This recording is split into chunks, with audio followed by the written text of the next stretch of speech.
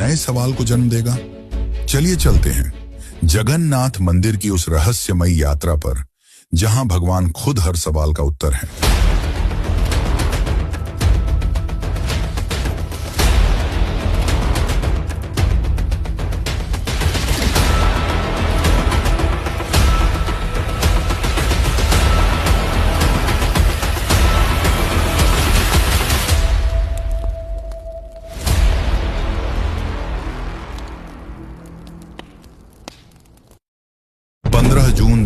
पंद्रह जून 2015 रात को घड़ी में 12 बजते ही पूरी शहर की बिजली काट दी गई।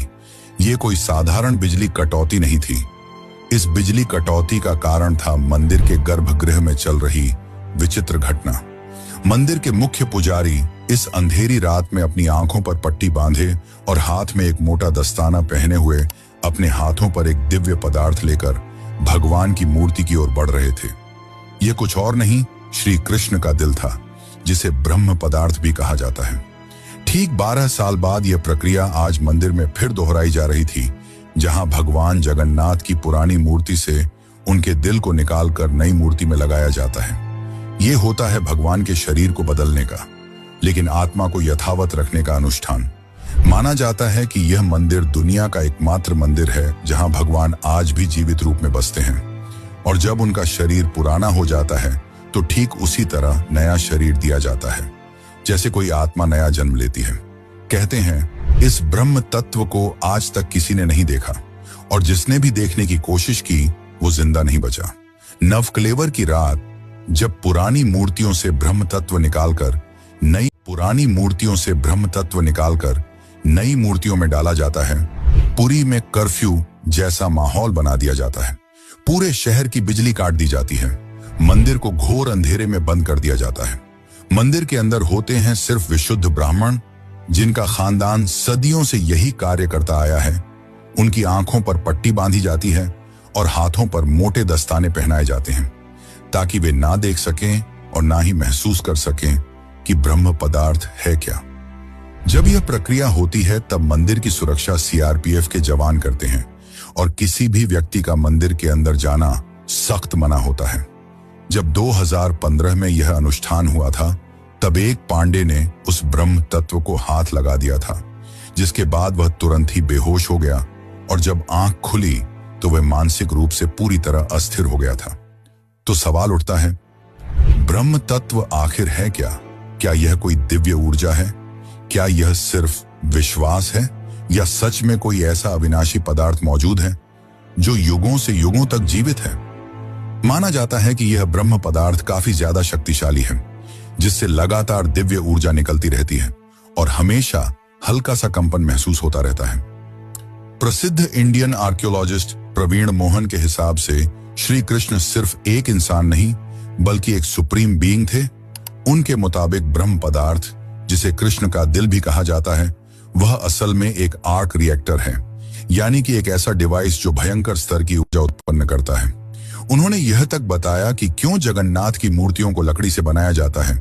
उनके अनुसार लकड़ी बिजली को कंडक्ट नहीं करती, जिस कारण वह ब्रह्म पदार्थ से निकलने वाली इलेक्ट्रोमैग्नेटिक एनर्जी को रोक लेती है।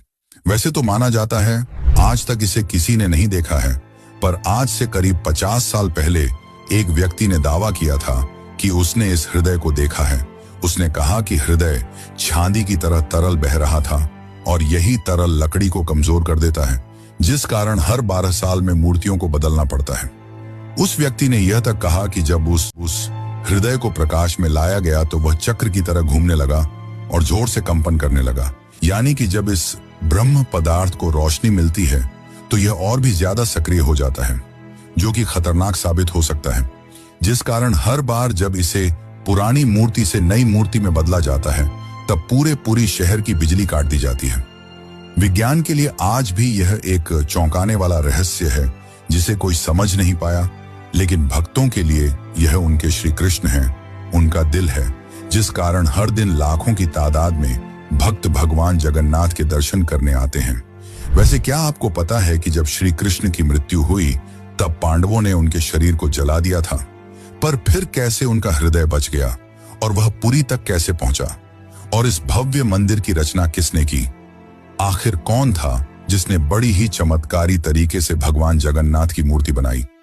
तो चलिए जानते हैं अब इस रहस्यमयी और रोचक घटना को, जो आपको इंटरनेट और किताबों में नहीं देखने को मिलेगी। लेकिन उससे पहले अगर आपको वीडियो अच्छी लग रही है तो इसे लाइक करके कमेंट में जय जगन्नाथ जरूर लिखें। आज से करीब 5000 साल पहले महाभारत युद्ध के पश्चात चारों तरफ केवल लाशें ही पड़ी थीं। लाखों पड़े शव और कौरवों के विनाश ने सब कुछ झकझोर दिया। कौरवों की माता गांधारी ने इस विनाश का कारण श्री कृष्ण को बताया। उनके हिसाब से अगर श्री कृष्ण चाहते तो यह युद्ध होता ही नहीं, पर उन्होंने ऐसा नहीं किया, जिसके कारण क्रोधित होकर गांधारी ने कृष्ण को श्राप दिया, गिना, जिस प्रकार मेरे वंश का विनाश हुआ है ठीक उसी प्रकार तुम्हारे भी वंश का विनाश हो जाएगा। इस श्राप के 36 साल बाद जब एक दिन श्री कृष्ण जंगल में विश्राम कर रहे थे, तब एक शिकारी ने उन्हें हिरण समझकर उन पर तीर चला दी, और जैसे ही तीर श्री कृष्ण के पैरों पर जाके लगी, उन्होंने इस लोक को छोड़ दिया और मृत्यु को स्वीकार किया। और माना जाता है कि उनके मृत्यु के साथ ही पूरी द्वारका नगरी पानी में समा गई, जिससे उनका पूरा वंश समाप्त हो गया।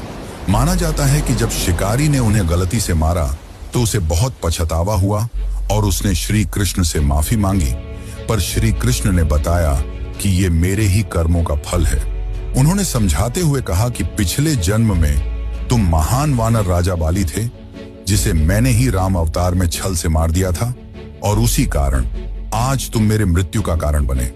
माना जाता है कि जब श्री कृष्ण की मृत्यु की खबर पांडवों को मिली तो उन्होंने पूरे रीति रिवाज से श्री कृष्ण का अंतिम संस्कार किया, और जब उनके शरीर को जलाया गया तो उनका पूरा शरीर पंचतत्वों में विलीन हो गया, परंतु उनका हृदय बच गया और जलने की बजाय और भी अधिक ऊर्जा से धड़कने लगा। इसी हृदय को बाद में ब्रह्म पदार्थ कहा गया। अर्जुन ने इस हृदय को लकड़ी के मंच पर रखकर नदी में बहा दिया। काफी लंबे समय तक बहने के बाद यह ब्रह्म पदार्थ उड़ीसा के समुद्र तट पर पहुंचा। उस समय उस तट पर सबरा जनजाति समुदाय के लोग रहा करते थे। उस जनजाति के मुखिया विश्ववसु ने जब इस ब्रह्म पदार्थ को देखा तो वे इसकी ऊर्जा और दिव्य प्रकाश से प्रभावित हो गए। उन्होंने तुरंत ही पहचान लिया कि यह भगवान के ही रूप हैं, और उन्होंने इसे नील माधव के रूप में पूजना शुरू कर दिया। उसी समय मालवा के राज्य में राजा इंद्रद्युम्न राज्य किया करते थे। वे भगवान विष्णु के काफी बड़े भक्त थे।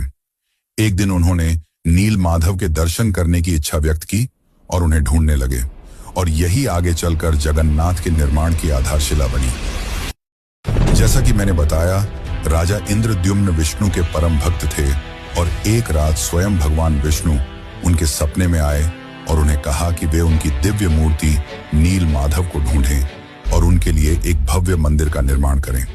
श्री हरि विष्णु ने उन्हें यह भी बताया कि यह ब्रह्म पदार्थ उन्हें नीलांचल पर्वत में मिलेगा, जिसके पश्चात राजा ने अपने ब्राह्मण पुजारी विद्यापति को आदेश दिया कि वह इस मूर्ति को ढूंढ निकाले। विद्यापति कई दिनों तक नीलांचल पर्वत के अलग हिस्सों में इसकी तलाश करते रहे, और तब जाकर अंत में उन्हें पता चला कि इस मूर्ति को आदिवासी मुखिया विश्ववसु ने एक गुफा में छुपा कर रखा है, और वे दिव्य रूप से उसकी पूजा करते हैं। जब विद्यापति ने इसके दर्शन करने की अनुमति मांगी, तब विश्ववसु ने यह कहकर मना कर दिया कि यह उनके जाति का निजी मामला है, जिसके बाद विद्यापति ने चालाकी